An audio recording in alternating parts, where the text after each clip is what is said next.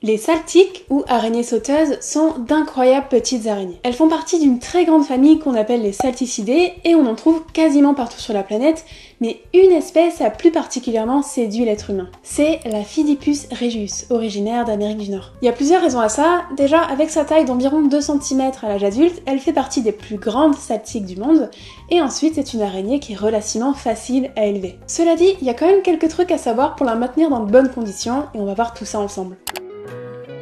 La Phidippus regius est une araignée solitaire. Elle doit donc être gardée seule dans son terrarium au risque de transformer tout colocataire en casse-croûte. C'est une araignée adaptée au climat chaud et humide qui vit environ 2 ans au total, avec 6 à 12 mois à l'âge adulte pour les mâles et environ 8 à 16 mois pour les femelles. Le dimorphisme sexuel est marqué chez les Phidippus regius. La femelle est habituellement claire, beige, rosé ou orangé, avec des chélicères roses, violets, bleus ou verts, alors que le mâle est souvent noir et blanc avec des chélicères bleus ou verts. Ces critères sont plutôt fiables mais pas infaillibles. La seule manière de sexer avec certitude les Phidippus regius étant d'attendre le stade adulte pour vérifier la présence soit de l'épigyne chez la femelle, soit des pédipalpes matures en forme de grains de riz chez le mâle. Comme toutes les saltiques, elle est dotée d'une vision à presque 360 degrés, particulièrement aiguisée et précise à l'avant, notamment grâce à ses 2 gros yeux d'une grande acuité visuelle que l'on appelle les yeux médians antérieurs. En plus de ça, elle saute encore mieux que nos meilleurs athlètes. Ces caractéristiques hors normes couplées à une extrême rapidité leur permettent d'attraper facilement des petits insectes sans avoir à construire de toiles élaborées.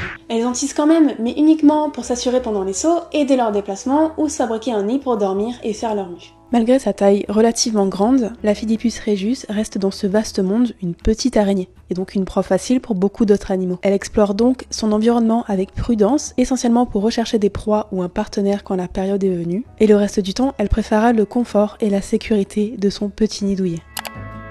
Les Phidippus ont tendance à faire leur nid en hauteur, donc il est préférable d'avoir un terrarium qui ne s'ouvre pas par le dessus, au risque de détruire cette toile dès qu'on veut remettre de l'eau ou de la nourriture. Les ouvertures par l'avant ou le dessous sont donc à privilégier. Il doit aussi être bien aéré pour permettre un bon flux d'air. 2 aérations sont en général recommandées, mais une aération sur le dessus peut suffire si le terrarium est petit et que l'air est plutôt sec chez vous. Faites attention, les aérations doivent être assez fines pour que la Phidippus ne puisse pas s'échapper et se perdre à l'extérieur. Les Phidippus regius ne peuvent pas survivre à notre climat, mais c'est toujours triste de perdre un animal. Pour une Phidippus adulte, le terrarium doit faire environ 20 cm de haut pour un volume compris entre 3 et 15 litres environ. Tout dépend de l'agilité et du caractère de votre Phidippus. Certains sont des petits explorateurs et chassent très bien, auquel cas un terrarium de grande taille leur conviendra mieux. D'autres au contraire sont hyper timides et chassent difficilement, auquel cas il vaudra mieux les garder dans un terrarium de taille plus modeste. Il y a très peu de terrariums dans le commerce qui répondent à ces caractéristiques. Je vous en ai mis quelques-uns que je trouve pas mal ici, mais si vous avez quelques outils et 2-3 notions de bricolage, vous pouvez fabriquer votre propre terrarium à partir d'une boîte en acrylique par exemple. Le premier avantage, c'est qu'on peut y monter des aérations ultra fines pour éviter l'évasion de jeunes Phidippus ou des proies, et le deuxième, c'est qu'on peut transformer des boîtes de différents volumes pour l'adapter au mieux au stade et au caractère de son araignée. Le substrat est facultatif, il va pas servir à l'araignée, mais il est indispensable si vous voulez planter des végétaux. La végétation permet de retenir l'humidité, c'est un bon enrichissement pour votre araignée, mais si on a beaucoup, elle risque d'avoir du mal à chasser. Prévoyez dans tous les cas des cachettes, des branchages, des écorces, une petite plante, pour que votre araignée puisse avoir un support ou faire son nid. Certaines Phidippus vont faire plusieurs nids, d'autres le faire proche du sol, ne vous inquiétez pas si ça arrive, c'est normal. La Phidippus peut rejoindre son terrarium d'adulte à partir d'environ 1 cm, c'est le stade L7 en général. Avant ça, il est préférable de la garder dans un volume restreint de 50 à 500 ml pour être sûr qu'elle chasse sans mal et s'assurer de sa bonne croissance. Si vous venez d'adopter votre Phidippus, ne l'installez donc pas tout de suite dans cet énorme terrarium que vous avez prévu pour elle. L'arrivée dans une nouvelle maison est suffisamment stressant pour ne pas rajouter en plus un déménagement, qui plus est si le terrarium est trop grand pour le moment. Après un changement de terrarium, l'araignée peut sembler avoir du mal à se déplacer, surtout sur les parois lisses. C'est normal, c'est parce qu'elle n'a pas encore tissé assez de toile d'ancrage pour bien se déplacer. L'hygrométrie recherchée est d'environ 70 à 80%. Si le terrarium n'est pas assez humide, ça peut occasionner des troubles de la mue, des pertes de membres et parfois le décès de l'animal. Donc n'oubliez pas d'humidifier le terrarium tous les 2 à 3 jours. Pour la température, il faut se situer entre les 22 et les 30 degrés. Pour l'hiver, il faudra donc prévoir un petit tapis chauffant entre 5 et 7 watts, thermostaté, à placer de préférence sur le côté du terrarium, pas directement collé dessus, mais plutôt sur le côté du meuble sur lequel repose le terrarium. La qualité de l'air est très importante. Évitez tout parfum, bougies parfumées, désodorisants d'intérieur, encens, fumée de cigarette, même électronique, et bien sûr insecticide en spray. Les Fidipus, comme toutes les saltiques, sont des araignées diurnes. Elles ont besoin d'y voir pour chasser. Il est donc indispensable de leur fournir un très bon éclairage direct, entre 8 et 12 heures par jour pour qu'elles puissent repérer leur proie, et en plus, ça stimule l'activité. Et ça, c'est quelle que soit la luminosité qui rentre dans votre logement. Ça n'a pas besoin d'être très sophistiqué, une lampe LED de bureau assez puissante, ça peut suffire par exemple. Les Fidipus sont insectivores et ne mangent que des proies vivantes, parfois 2 à 3 fois plus grosses qu'elles-mêmes. Si la vue d'une blatte, d'un verre de farine ou d'un asticot vous déplaît, je vous déconseille donc l'adoption d'une araignée. Je vous ai mis ici la liste des proies recommandées pour les Fidis, c'est bien de varier un peu, mais si vous savez pas trop quoi choisir, optez pour des proies volantes, des mouches ou des drosophiles selon la taille de votre araignée. En général, c'est celles qui attirent le plus leur attention, et elles ont l'énorme avantage de pas pouvoir blesser votre araignée si celle-ci prépare sa mue par exemple. Pour élever des mouches, vous allez devoir acheter des asticots, et ça tombe bien, on en produit des tonnes pour la pêche. Les asticots peuvent être gardés au frigo pour freiner leur développement. Pour les faire éclore, il faudra en garder quelques-uns dans une petite boîte aérée à température ambiante. Comptez environ 5 à 10 jours pour la transformation de l'asticot en pupe et 5 jours de plus pour l'éclosion des pupes. Il faut donc régler en avance votre élevage de mouches pour que votre Fidi ait toujours à manger. Pour les petites Fidipus, jusqu'au stade L4-L5, les drosophiles sont des proies de choix. Vous pourrez en trouver en animalerie ou dans des magasins spécialisés. Attention par contre, ça sert à rien de tirer du stock parce que les drosophiles ne vivent que quelques jours. Pour vous éviter d'en racheter tout le temps, vous pouvez multiplier votre souche. Je vous explique ma méthode en description. Les proies doivent être mises directement dans le terrarium et il faut laisser l'araignée chasser.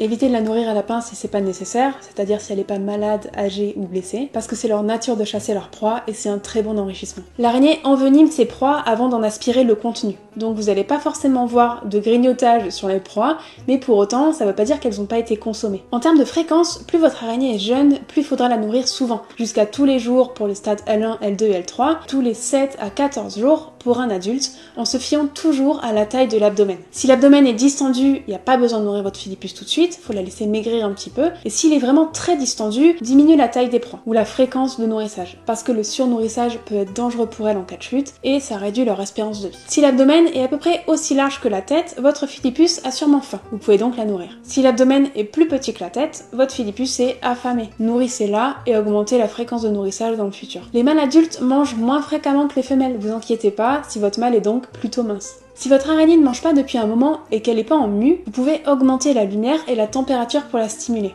Mais d'une manière générale, ne vous inquiétez pas trop, les araignées peuvent rester assez longtemps sans manger, elles vont pas se laisser mourir de faim si elles sont en bon état de santé par ailleurs. Les Fidipus s'hydratent grâce à leur proie, mais peuvent également boire les gouttes d'eau présentes dans leur terrarium. Comme on l'a vu, il est conseillé de les hydrater en pulvérisant de l'eau dans leur terrarium environ tous les 2-3 jours. Attention avec ça, les très jeunes Fidipus peuvent se noyer si les gouttes d'eau sont trop grosses, donc prévoyez une brumisation très fine si vous élevez des bébés Fidipus, ou bien un tissu ou un sopalin qui doit toujours rester humide.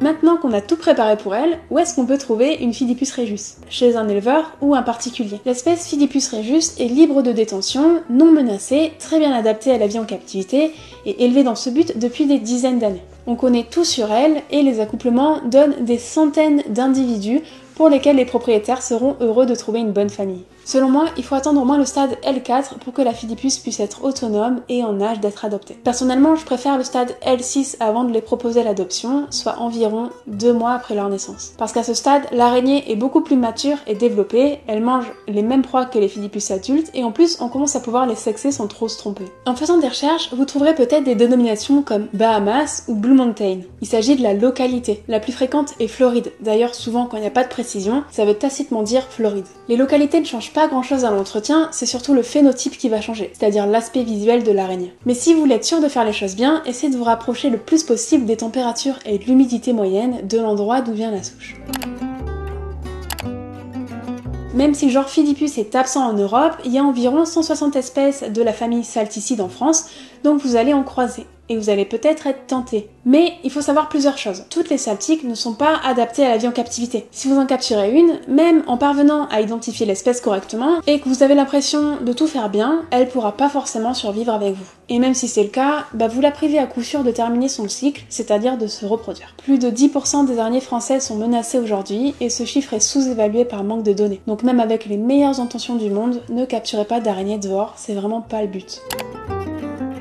Les saltiques sont curieuses et les moins craintives toléreront relativement bien les manipulations, mais c'est pas le cas pour toutes. Donc s'il y a une règle d'or, c'est de jamais forcer une interaction. Si vous vous armez de patience et que vous avez une Philippus peu farouche, vous pourrez lui apprendre à monter sur votre main. Pour ce faire, il faut simplement lui présenter calmement votre main et la laisser venir. Mais ça doit rester leur choix. Elles n'ont pas besoin d'interagir avec nous pour être heureuses et ça doit pas être attendu de l'adoption. Dans tous les cas, si vous n'êtes pas à l'aise avec les araignées, n'essayez pas de les manipuler avant d'être sûr de pas avoir de mauvais réflexes si la Philippus saute ou part en courant. Si vous avez besoin de déplacer votre Philippus pour la changer de terrarium par exemple, utilisez un pinceau pour la pousser délicatement. La contention, même avec une pince entomologique, est extrêmement stressante pour une Philippus, donc n'essayez jamais de l'immobiliser. Si vous bloquez votre araignée entre vos doigts et qu'elles se sont particulièrement vulnérables et en danger, vous risquez une morsure. C'est pas quelque chose qu'il faut craindre plus que ça. Les morsures sont rarissimes et même quand ça arrive, elles sont souvent sèches, c'est-à-dire sans venin, donc sans douleur, passer la sensation désagréable de la morsure en elle-même. Une morsure contenant du venin vous fera, elle, l'effet d'une piqûre d'abeille pendant quelques heures. Mais comme pour les abeilles, à moins d'y être allergique, ce n'est pas dangereux. Les Philippus de toute façon ne sont pas agressives envers l'humain et préféreront toujours prendre la fuite en situation de stress.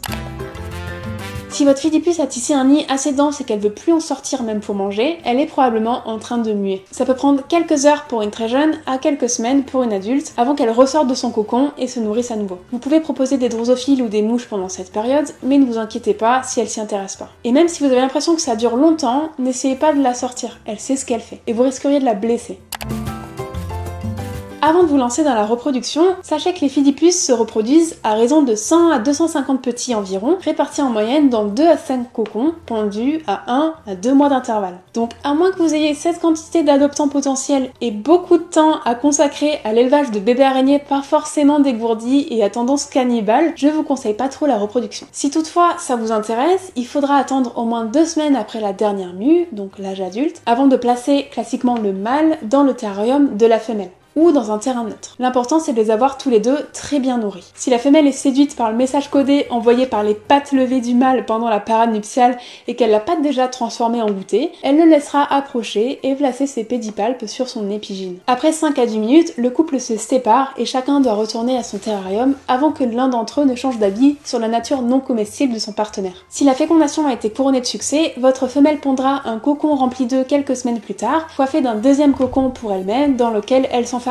jusqu'à l'éclosion des petits. Après quoi, elle leur souhaitera bonne chance avant de repartir à ses occupations. Oui, les araignées n'ont pas une enfance facile. Les petits doivent rester ensemble pour apprendre à chasser jusqu'au stade L3 environ, à partir duquel il est préférable de les séparer avant qu'ils s'entraînent à la chasse sur leurs frères et sœurs. Vraiment pas une enfance facile. Si votre Philippus pond alors qu'elle n'a pas rencontré de mâle, pas d'inquiétude, on appelle ça une ponte blanche et elle ne donnera pas de petits.